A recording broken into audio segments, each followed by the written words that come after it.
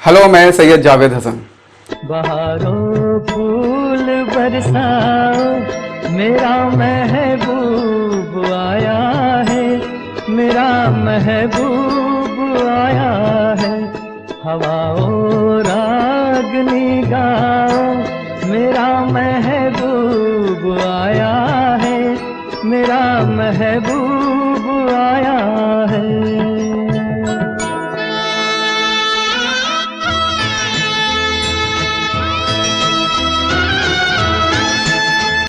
क्या आप तब भी अपने महबूब पर फूल बरसा रहे होंगे, बैंड बाजे बजा रहे होंगे, जब आपका महबूब भूखा और प्यासा होगा, कई गंभीर समस्याओं से दो चार होगा?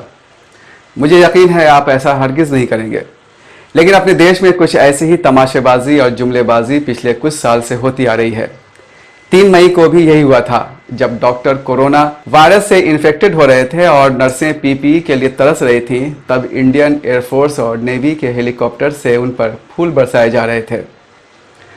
उत्तराखंड की 12,000 आशा कार्यकर्ताओं ने ऐसी तमाशेबाजी का घोर विरोध किया है, क्योंकि उनमें से अधिकांश को पिछले साल नवंबर से वेतन नहीं मिला है। वेतन भी कितना है? महज 2,000 रुपये। आशा स्वास्थ्य कार्यकर्ता यूनियन की प्रदेश अध्यक्ष शिवा दुबे कहती हैं कि ज़्यादातर आशा कार्यकर्ता निम्न मध्य वर्गीय परिवारों से आती हैं। कोविड-19 जैसी महामारी के वक्त वे अपने बकाया वेतन की मांग किए बगैर इंसानियत की खिदमत कर रही हैं। लेकिन इसका मतलब ये तो नहीं है कि सरकार ये समझ ले कि हमें अपने परिवार को चलाने के लिए पैसे की ज़रूरत ही नहीं है। शिवा दुबे बताती हैं कि आशा कार्यकर्ताओं के पास ज़रूरी प्रोटेक्टिव इक्विपमेंट भी नहीं है। इसके बावजूद वे घर घर जाकर सर्वे करती हैं। उन्होंने सरकार से सीधे सीधे मांग की है कि उन पर फूल न बरसाए जाएं, बल्कि उनकी बकाया तनख्वाह अदा की जाए। कुछ ऐसी ही मांग दिल्ली नगर निगम के अस्पतालों में कार्यरत डॉक्टरों ने की है। इन डॉक्टरों के संगठन म्यूनिसिपल कॉरपोरेशन डॉक्टर्स एसोसिएशन ने तो बाकायदा पीएम मोदी को चिट्ठी लिखी है, जिसमें बताया गया है कि उत्तरी दिल्ली नगर निगम के अस्पतालों के डॉक्टरों को 3 महीने से तनख्वाह नहीं मिली है। ईमेल से भेजी गई चिट्ठी में डॉक्टरों ने कहा है कि हम कोरोना जैसी महामारी के कारण तनावपूर्ण हालात में काम कर रहे हैं। डॉक्टर की हैसियत से हम मरीजों का फ़र्ज जानते हैं। हम ज़्यादा कुछ नहीं, बस अपना वेतन मांग रहे हैं। उत्तराखंड और दिल्ली की घटनाएं फूल बरसाए जाने के बाद की हैं, 2-4 दिन पहले की हैं।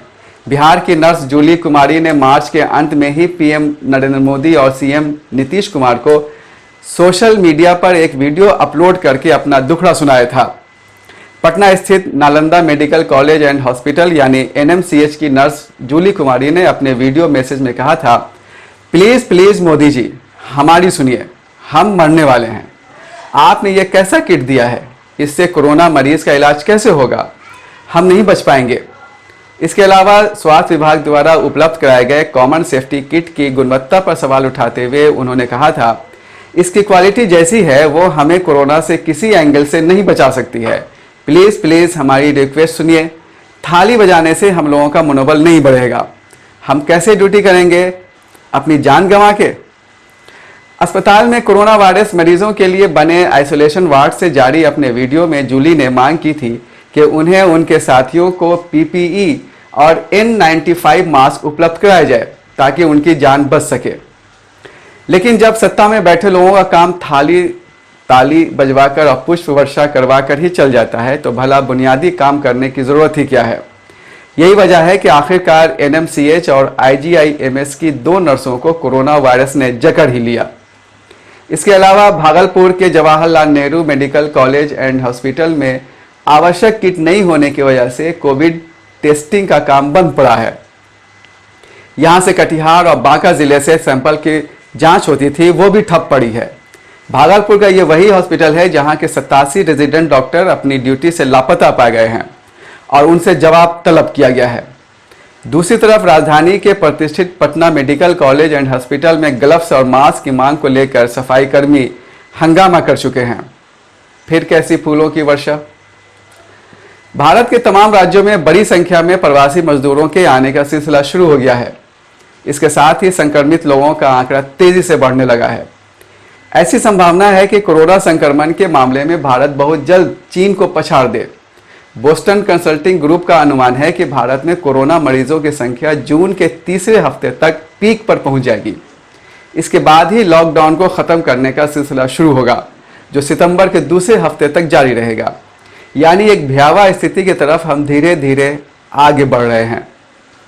लेकिन उन लोगों पर क्या फ़र्क पड़ेगा जो राज दरबार में अपने मुंह पर मास्क और गमछा लपेट कर देश को संबोधित करते हैं और नए नए जुमले गढ़ते हैं, जैसे जान है तो जहान है, आप त्याग और तपस्या कर रहे हैं, लोकल के लिए वोकल बनना होगा, वगैरह वगैरह। फिर नमस्ते ट्रम्प जैसा एक मेगा आयोजन होगा और आम लोगों की आहें कराहें स्पॉन्सर्ड तालियों की गड़गड़ाहट में गुम हो जाएंगी। उस दिन का इंतज़ार कीजिए, उस रोज़ के लिए तैयार रहिए। फिर मिलेंगे। Good bye.